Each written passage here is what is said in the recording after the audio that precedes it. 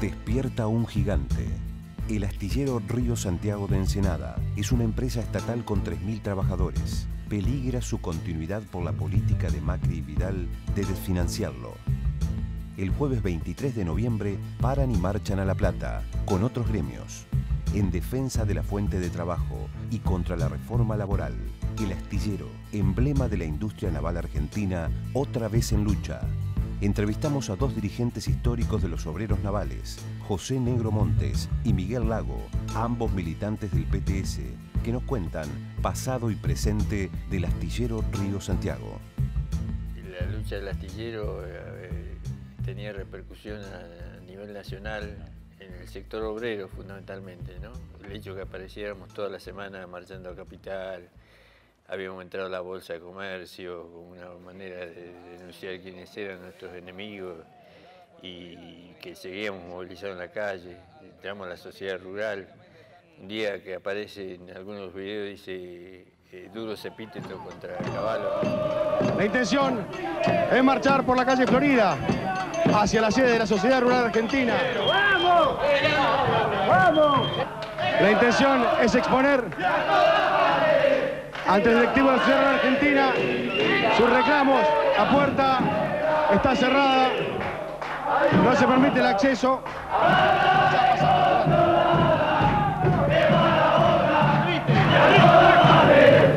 Arrojaron pastilla de Gamexane en el interior de la sede de la Sociedad Rural Argentina. Ahí en la movilización hicimos una maniobra, dejamos a la gente sobre calle Irigoyen frente al Ministerio de Economía y estaba toda la cana focalizada ahí en esa entrada y fue un grupo de unos 30 compañeros que dio la vuelta a la manzana y una puerta lateral sobre calle Defensa creo que es, que había solo un milico de guardia. Fueron 4 o 5 compañeros, trabaron la puerta giratoria, los rodearon milico y entramos como 30 compañeros dentro del ministerio y terminamos llegando al cuarto piso donde estaba la oficina de Caballo. Se reventó una puerta de vidrio que separaba el pasillo de donde estaba Caballo. Empezamos a putear, a cantar todo y después salimos de ahí a los distintos lugares. Enganchamos justo cuando había todo un acto con financiamiento de los campos, de todo lo de gobierno, o sea, todo el financiamiento de toda la oligarquía y todo, y irrumpimos ahí adentro, astillero, y salió también, tuvo una repercusión nacional, como dice el negro. Los hechos, estos eran hechos nacionales que generamos. Ensenadazo.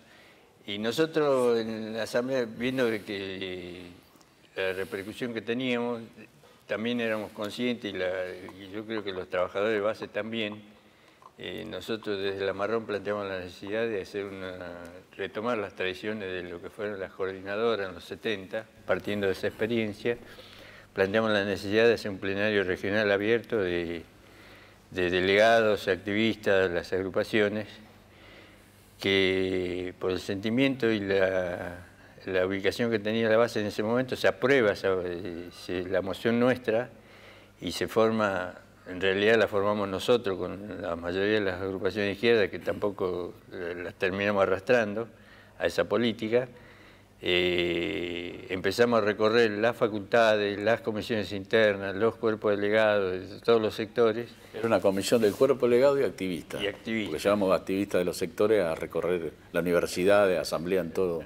Ahí en los ministerios. Proponer a participar en un plenario regional común para hacer una acción para que enfrentar el ajuste que estaba llevando adelante en ese entonces y fundamentalmente que el astillero era que encabezaba esos reclamos y por la importancia y el respeto que tenía la lucha del astillero se terminó haciendo un plenario en el viejo cine de Ensenada a pesar de la burocracia donde se termina convocando un acto que según los diarios de esa época hablaban de unas 20.000 personas que habían participado en la calle, en una de las avenidas principales de Ensenada.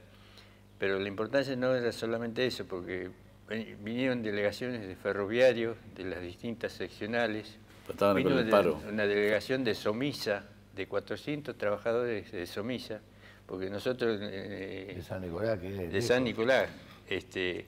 nosotros no solamente trabajábamos en la región, sino que viajó una delegación de delegados a entrevistarse con los delegados más de izquierda o más activistas que había en Somisa. Planteamos la discusión, ya Somisa había estado, no estaba privatizada todavía, fue en el 92 creo, 91. Y viajó una delegación de 400 trabajadores y activistas de Somisa, vino a participar en el Ensenadazo, que más allá del peso que tomó la base y la repercusión popular que tuvo, estuvo manejado, el acto en sí mismo estuvo manejado por la burocracia, que la Blanca de Ñato Barro, para pasarle factura de Genaro, cuando le tocó turno hablar al Tano de Genaro, no lo dejaron hablar porque había organizado todo su aparato de la Blanca frente al palco, chiflándolo, puteándolo, y no lo dejaron hablar al Tano de Genaro. Una silbatina de aquella. Una silbatina. Y se fue sin hablar. Mundial, que se bajó llorando, después estaba llorando el Tano atrás del escenario porque no pudo hablar. Y ahí la comisión esa de que formamos el cuerpo plegado con los activistas, también recorrimos, me acuerdo, fabricaciones militares, toda la parte de AFNE, que como éramos a nivel nacional, resolvimos recorrer todas las... Claro, eso era al principio de los 90, cuando todavía no había... Recién empezamos las privatizaciones y no se habían concretado todavía. El 91 fue el primer Ensenadazo. No, pero lo hicimos también para invitar gente para el Ensenadazo. Recorrimos todas las facultades, todas las fábricas, recorríamos todo con la comisión. Bueno, y ahora, porque ustedes vienen de un plenario que se hizo hace pocos días. Sí. Bueno, el plenario lo votamos nosotros porque, producto de las amenazas del gobierno, no hay una política definida de Macri y Vidal sobre astilleros y privatizar los retiros voluntarios. No hay financiamiento. Nosotros estamos pidiendo las cartas de crédito para Nuevos Bulcarri, inversión famosa tecnológica, o sea, porque no hay financiamiento. Está el presupuesto anual, pero nos falta financiamiento. En la Asamblea votamos 2 o 3 puntos para la inversión y todo. Y había acciones que se estaban haciendo, o sea, la Blanca estaba en un frente único con los chinos, total. O sea, y se hizo una misa en la Plaza Belgrano. Se hizo una marcha solamente con los familiares, internamente a dirección. Nosotros, ante estas dos políticas, que no servían para enfrentar al gobierno, menos que la Iglesia cómplice de toda la dictadura, sabemos lo que es los golpes de Estado, ni una confianza en nosotros como organización. Impusimos el plenario delegado, lo hicimos votar en soldadura, en cobrería, y lo llevamos a la Asamblea General. Estaba Vanega en la Asamblea de Soldadura, donde estoy yo, y se lo impusimos. Y los chinos se prendieron al plenario. Entonces, fue una... ¿Cómo fue el plenario? Cuente un poco cómo fue este plenario que fue en Taller. Decíamos que la política del macrismo hoy es similar a la de Menem en los 90. Empezó toda una campaña de desprestigio, que cobramos sueldos exorbitantes, que somos vagos, que no trabajan. El concejal Anagui del PRO de Ensenada, uno de ideólogo de que es improductivo. Es decir, todo el chamullo y el verso como en los 90.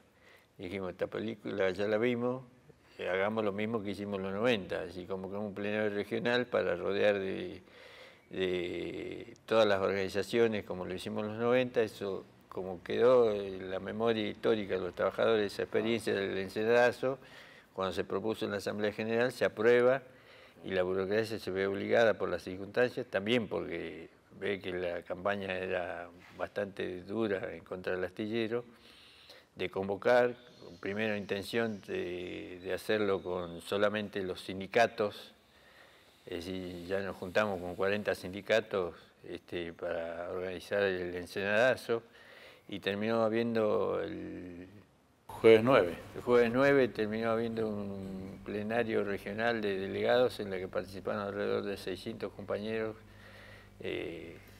muchas representaciones de los sindicatos, con secretarios generales o miembros de las directivas de los sindicatos, y también importante presencia de compañeros delegados de sectores. Nosotros participamos en La Marrón con todo el trabajo estatal que hay en La Plata, Berizo y Ensenada, docentes, idiomas, los ministerios, algunos compañeros de destilería, delegados, y se terminó votando un programa progresivo que convoca, yo creo que va a ser la primera acción en las calles contra la reforma laboral, movilizar con un pliego de reclamos que plantea no a la reforma laboral, todas las reivindicaciones específicas del astillero, plantea una consigna muy importante que es juicio y castigo a los responsables de la desaparición de Santiago Maldonado. El problema de la mujer también está contemplado en el pliego de reclamos. Y la verdad que fue un plenario, yo creo que va a dar impulso en la fábrica, el hecho de que se hiciera el plenario, sigue cumpliendo el mandato de asamblea, y se va a la primera movilización que va a ser el día 23, que es una marcha a Casa de Gobierno, que va a terminar en un acto frente a la Casa de Gobierno, con ese pliego de reivindicaciones que hacía mención recién.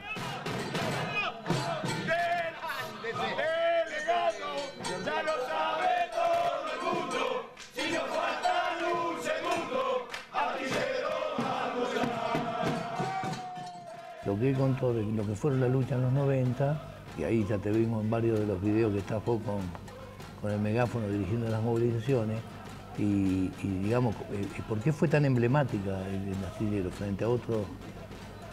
Yo un aspecto que quería resaltar, es decir, ¿por qué la importancia económica que tiene el astillero? El astillero, como dijo Miguel, es uno de los astilleros más grandes de Sudamérica, que construye barcos de mediano porte de 60 a 90 mil toneladas.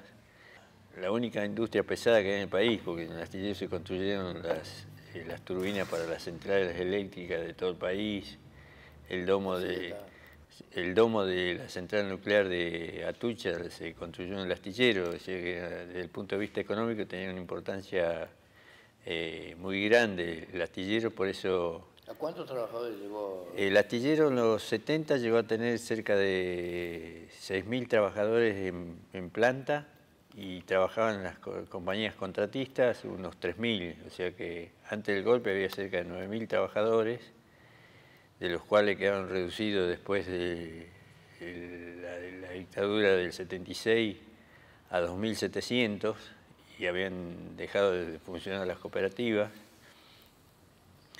Y la lucha contra la privatización la terminamos llevando adelante en 1.100 trabajadores, porque en 1.600, por la difícil situación que se atravesaba, por la falta de trabajo, se cobraba el equivalente, en ese entonces estaba el verso de $1 peso, $1, decían que nosotros cobramos un sueldo de $200, que eran 200 pesos, y cobramos cada 50, 60 días. Una miseria. Una miseria. ¿Y la gente que se retiraba, el retiro voluntario, qué agarraba? Claro, y sí, hubo dos, en el 91 y en el 92, hubo dos retiros voluntarios y una segunda variante que era los que querían pasar a YPF, a destilería, entraban directamente del astillero. Esos fueron los menos, fueron muy contados. El grueso de los compañeros que hicieron la opción por la difícil situación que atravesábamos eran 1.100 trabajadores, se terminaron yendo como parte de los intentos, al no poder avanzar en la privatización, hicieron uso del retiro voluntario y quedamos 1.100. Cuando fue lo de Salvatro, vuelta otra vez al cuartel general en la Marcelita, era el bar que estaba en la puerta de la fábrica, y viene el Tano de Genaro a decir que iba a abrir una negociación para la reincorporación de los delegados, que el lunes martes se juntaba con Duhalde. Nosotros dijimos, de acá no te vas, te quedás acá porque ya se había montado un campamento en la puerta de la fábrica con carpas y todo eso, y empezó a venir... Los Albatros es el grupo de tareas de la prefectura. Que estuvo en Malvinas. Y fueron, como siempre digo yo, los primeros que salieron con la cola entre las patas, huyendo cuando empezaron a aparecer los ingleses. De Genaro dice, vamos a tener una reunión de negociación el lunes. Nosotros dijimos, de acá vos no te vas, porque la decisión que tomamos los trabajadores el lunes, entramos o entramos. Y si tiene que haber muerto, va a haber muerto de los dos lados. Y vos... Y lo que discutimos, porque eso es cierto, no era un apriete o un verso, un chamullo que le hacíamos al Tano de Genaro, porque ya se había definido entre el cuerpo delegado y el activismo, que tenía un peso importante, no era solamente el peso del cuerpo delegado, dijimos, el lunes entramos o entramos. Si no tiene que ir adelante, van a ir los delegados y los dirigentes del sindicato. Si tiene que caer, que sean los primeros que caen. Y empezó a las tipo 3 de la mañana, empezó a venir gente, empezó a caer gente, que eran familiares, compañeros de los distintos sectores estatales, docentes, de la facultad, estudiantes. Se empezó a juntar gente, y tipo 3:30, 4... Ahí sí cayó Beto el Negro. Cayó diciendo que había una orden de que los albatros se retiren. Los albatros habían entrado por el río, cuando ocuparon, y empezaron a salir de camiones. Lo que fue un estallido de puteadas cuando pasaban, de tirarle cosas así a los albatros. Una tensión. Acaban de cumplir 25 años. 25 años.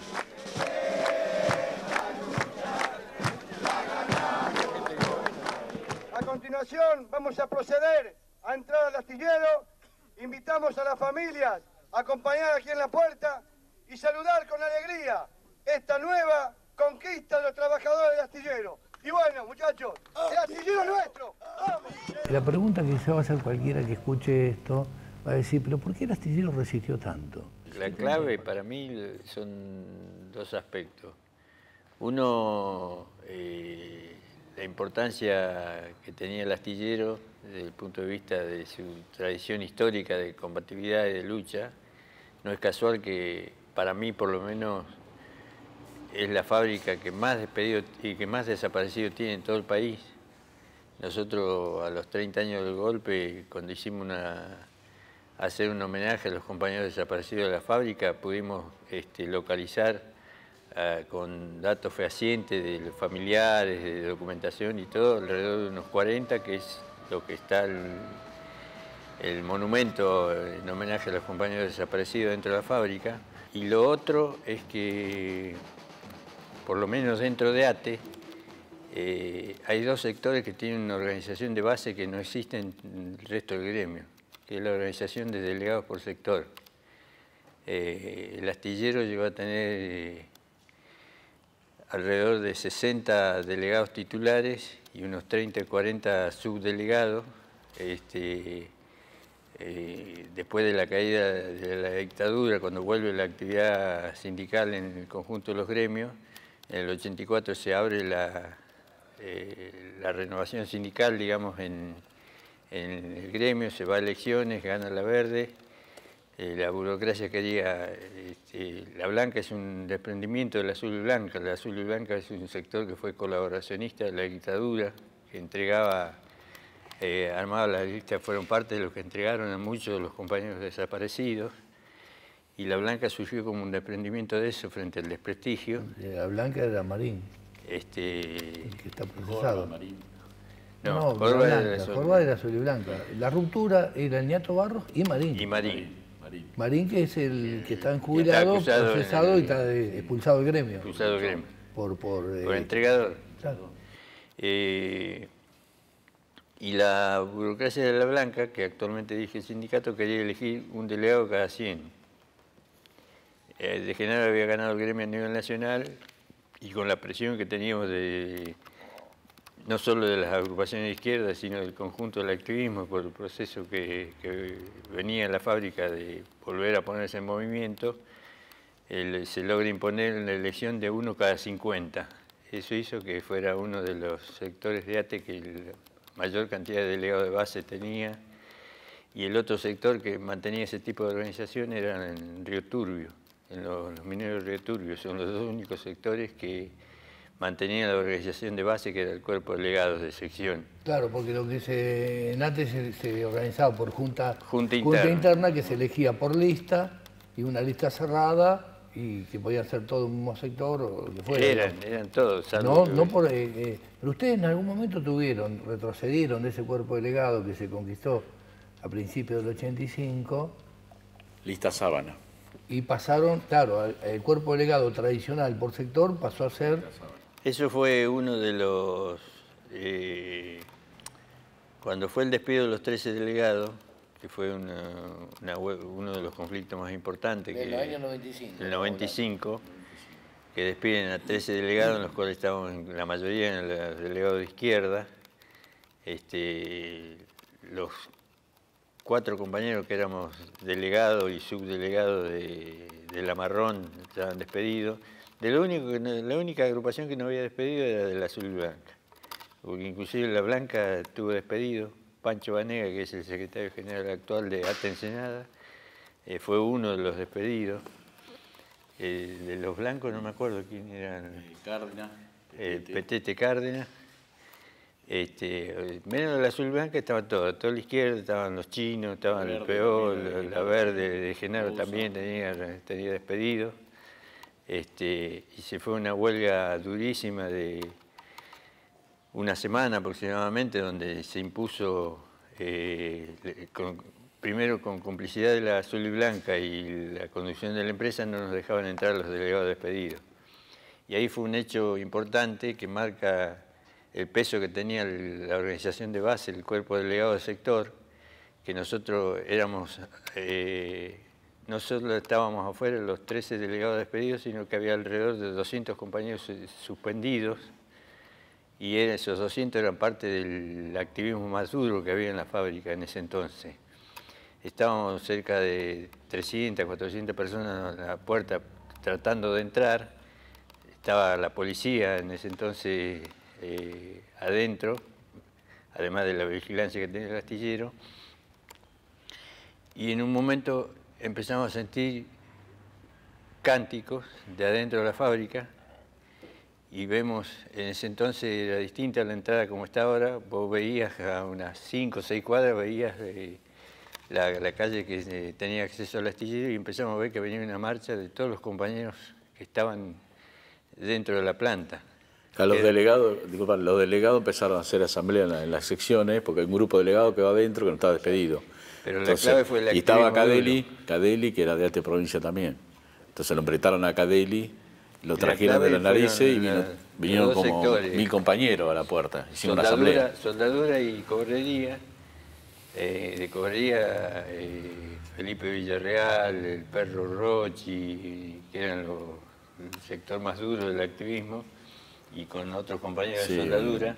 El Vikingo Medina. El Vikingo Medina, con un cacho de caño de 1 pulgada, empezaron a recorrer el sector y sacándolo de los puestos de trabajo y a juntarse, hicieron una asamblea frente a la dirección del edificio de dirección, y decidieron marchar al portón para hacernos entrar, y fue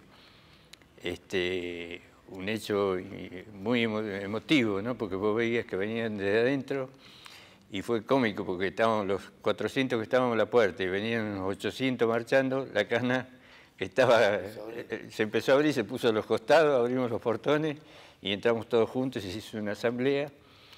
Y ahí se empezó a organizar la lucha, que duró 7 días.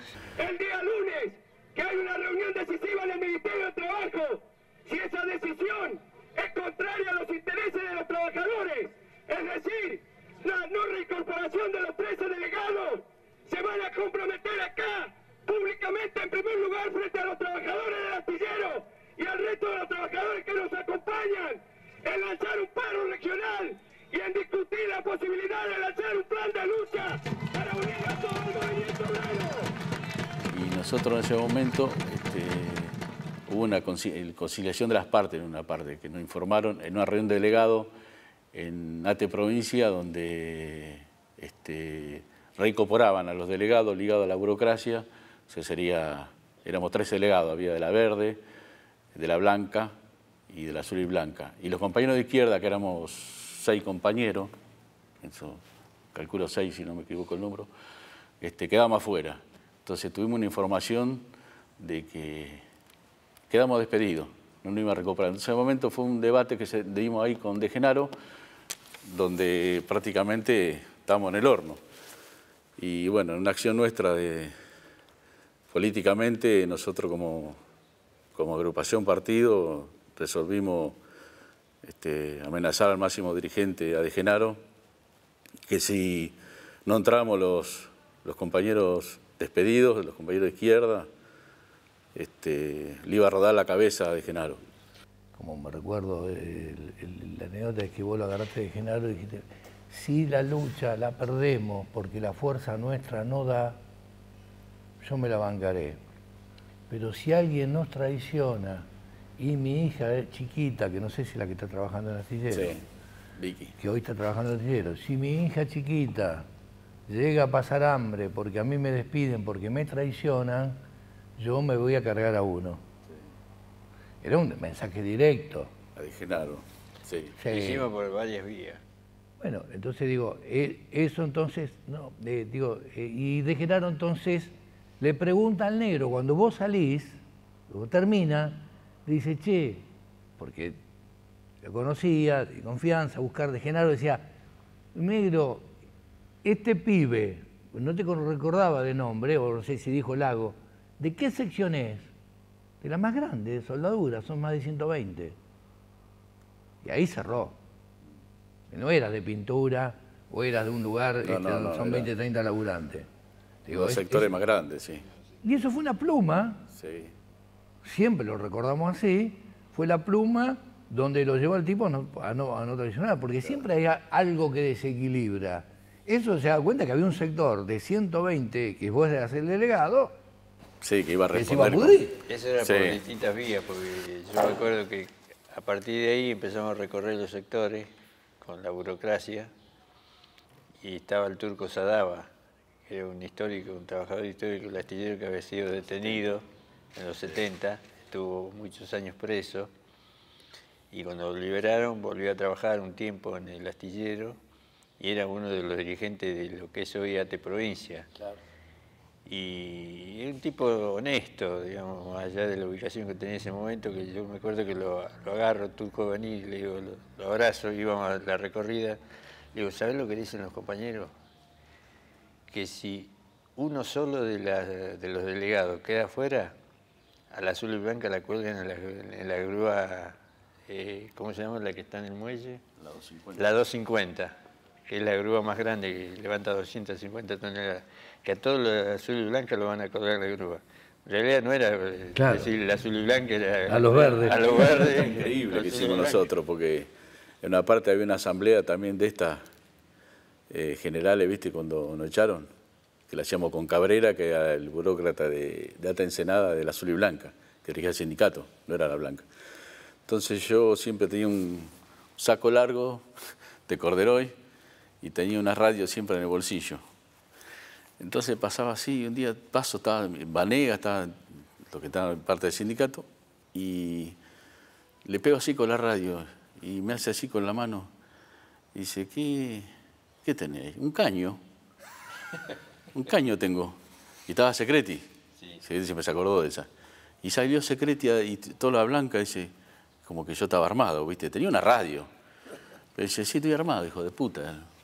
Y bueno, eso son acciones que a veces la contás, a veces te olvidás, pero son acciones que sirven para la lucha de clase, increíble, porque la burocracia, estos tipos están dispuestos a todo. Los zurdos, como dice la burocracia, están dispuestos a volar en la cabeza, y era así. Cada acción que hacíamos influía en la lucha, en la recuperación de delegados, porque fue la única fábrica del país que recuperó los delegados de fábrica. En ese entonces le hicieron un reportaje a un compañero viejo de base, no me acuerdo si en El Día, no sé en qué diario de acá de la zona. Dice, ¿por qué, además de contar cómo estaba la situación, el conflicto, dice, ¿por qué defienden tanto a los delegados? Dice, ustedes. Y el viejo, con la sabiduría de los viejos de base que te la ponen en la frente cada vez que abren la boca, dice, porque el delegado, dice, vos tirás la mano y lo agarrás. Y si tenemos tal problema, vení para acá, vamos a hacer asamblea en la sección, y empezamos a discutir, y si el problema era grande o afectaba al conjunto del astillero, de la asamblea de sección se pasaba a la asamblea general y a tomar las medidas que fuesen. A los dirigentes del sindicato vos no lo tenías a mano. Tenés que ir a buscarlo al sindicato, y a veces vos vas a buscarlo y tampoco están en el sindicato. Y en cambio el delegado vos tirás la mano y lo tenés al alcance de tu mano. Pero esa, o sea, los recomponen a ustedes los tres, es un triunfo, pero después de eso vino, tiempo después, no hay... En el 96, Los despidos de los contratados. el despido de los contratados, y junto con eso, el Tano de Genaro, que como parte de la negociación que había cerrado con Duhalde cuando no nos pueden derrotar, lo que no pudo hacer Duhalde lo hace el Tano de Genaro. En el 96, en un congreso en Mar del Plata, modifican el estatuto en un único punto. Era el que establecía la elección de delegados por sector, como habíamos logrado en el astillero, que se había recuperado después de la caída de la dictadura, para hacer la elección por lista sábana. O sea, desde el 96, era para liquidar principalmente al cuerpo de astillero. El cuerpo delegado de astillero.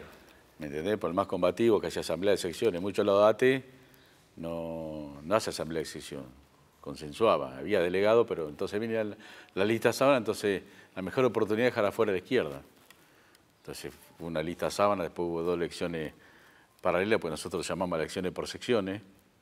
¿Te acordás, Negro? Y elegimos delegados en las secciones, claro, lo impusimos y había una lista paralela que era la lista sábana que confrontamos, era en la misma lucha los contratados confrontábamos. Nosotros no éramos delegados y hacíamos asamblea por otro lado defendiendo los más explotados. Los candidatos de la lista de ustedes que tenían que conformarla según el nuevo estatuto, pero ustedes lo elegían por sector.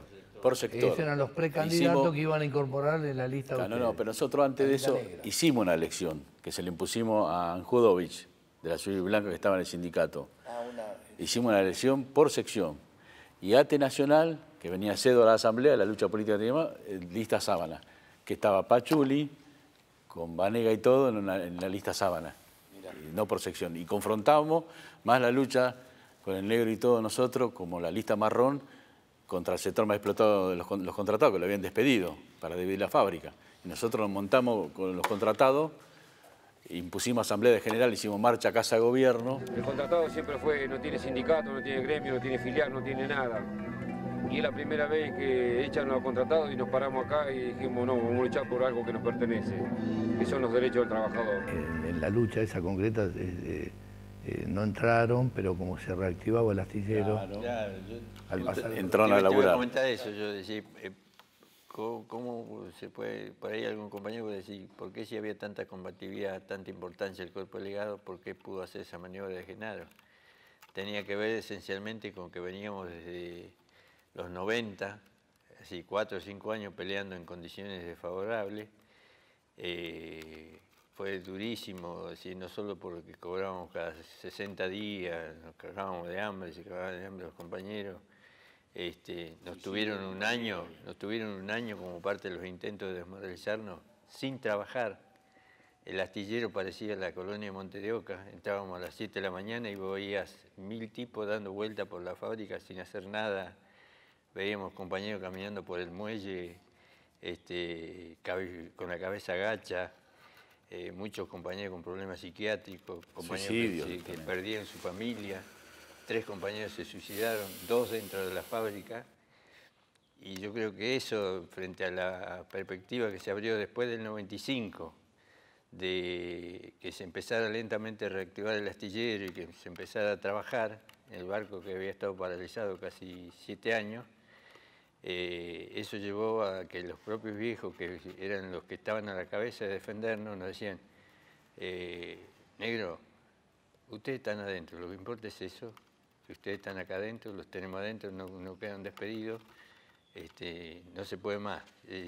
Era parte de la expresión del agotamiento de 5 o 6 años de una lucha incansable, es decir, ya los tenemos adentro, lo importante es que están adentro, por eso de Genaro puede avanzar, y ese periodo de elección por listas sábanas y que desapareciera el cuerpo de delegado de sección, más allá, como dice Miguel, que nosotros fundamentalmente, de hecho, actuábamos como delegados de hecho, es decir, porque los compañeros nos seguían reconociendo a nosotros, ¿no? Al que iba de la lista... lo que se llama asamblea igual, sin ser delegado. No le daban bola, decía, los que eran parte de la lista y que no habían sido elegidos por los compañeros, no le llamaban a la asamblea, no iba nadie, llamábamos a asamblea a nosotros, venía todo el sector. Eso duró hasta el 2004 aproximadamente. En el 2004, ya con el kirchnerismo en el gobierno, se acelera el proceso de reactivación de la fábrica, empieza a haber nuevos trabajos y eso fue lo que nos permitió volver a recuperar el cuerpo delegado. ¿Cómo lo recuperamos? haciendo elegir los precandidatos en la asamblea de sección. Nosotros íbamos inclusive recorriendo cada una de las secciones, ahí los terminamos arrastrando al resto de las corrientes, porque los únicos que levantábamos la necesidad de elegir delegados por sector nuevamente, en los hechos, éramos nosotros de la Marrón. Claro, que después integrarse, elegido y que después se integrasen en lo que estatutariamente era la lista Sábana. Claro, se eligieron precandidatos, íbamos nosotros, después lo terminamos arrastrando al resto de las agrupaciones, a los chinos, ¿cómo era? La PROA. Sí, la PROA, los chinos, la naranja. La naranja del MST y... La verde. La verde y el compañero que era del Partido Obrero, Carlito Raimundo. Terminaron yendo, nosotros íbamos a la sección y decíamos, el compañero, queremos hacer una asamblea, se juntaba la gente, nos veía nosotros, se juntaba la gente y decía, queremos que se elijan precandidatos, después nos vamos a hacer una reunión todos los precandidatos elegidos con todos los compañeros democráticamente y van a definir qué cargo va cada uno, porque lo que necesitamos es recuperar el cuerpo de delegado de sección. Se eligieron precandidatos en casi la mayoría de las secciones, salvo en la que tenía mucho peso la burocracia, y terminamos haciendo un plenario dentro de la fábrica en horario de trabajo con cerca de 200 trabajadores, activistas, para decidir qué cargo ocupaba cada uno de los precandidatos. Y así se armó la lista y ganamos por esa lista, pusimos lista negra. Por los mineros de Río Turbio. En homenaje a los mineros de Río Turbio, que había sido los 14 en ese año. Ese año había sido justo la muerte de los compañeros mineros. Y en homenaje, como eran las distintas agrupaciones que integraban esos precandidatos, se puso lista negra y ganamos por el 70% de los votos a la burocracia de la Blanca. Y la elección esa fue histórica, porque cuando fuimos a elecciones, viste, yo sentía los gritos, estaba, viste, computando los votos en una parte más grande, viste, de la boleta. Sentía los gritos y lo terminamos. Ya sabía que había ganado, salimos, viste. Salimos y toda la burocracia de la Blanca, todo. El sindicato, toda la lista Sábana que estaban todos como la Blanca, todos llorando. Cantero, uno que falleció de la Blanca, estaba tirado en un banco, no podía creer, no puedo creerlo, decía. Eso lo habíamos grabado, fue histórico eso. Es un ejemplo de que tiene que haber un recambio de las direcciones sindicales, de abajo hacia arriba, y un proceso que se abrió en varias fábricas y nosotros somos parte de ese proceso. Lo derrotamos completamente, sí, el 70%. Bueno, son muchísimos temas, abrimos muchísimos temas, queríamos centrarnos en la experiencia de ustedes en el Astillero de Santiago, le agradezco muchísimo. Esto vamos a ver si lo podemos difundir para que toda la militancia del partido y de las agrupaciones y de la gente que se reúne y de los colaboradores que tuvo el PTS y de a miles en estas últimas elecciones nos permitan ir forjando, junto con las tradicionales herramientas del marxismo, a las nuevas camadas. Así que de verdad, muchas gracias.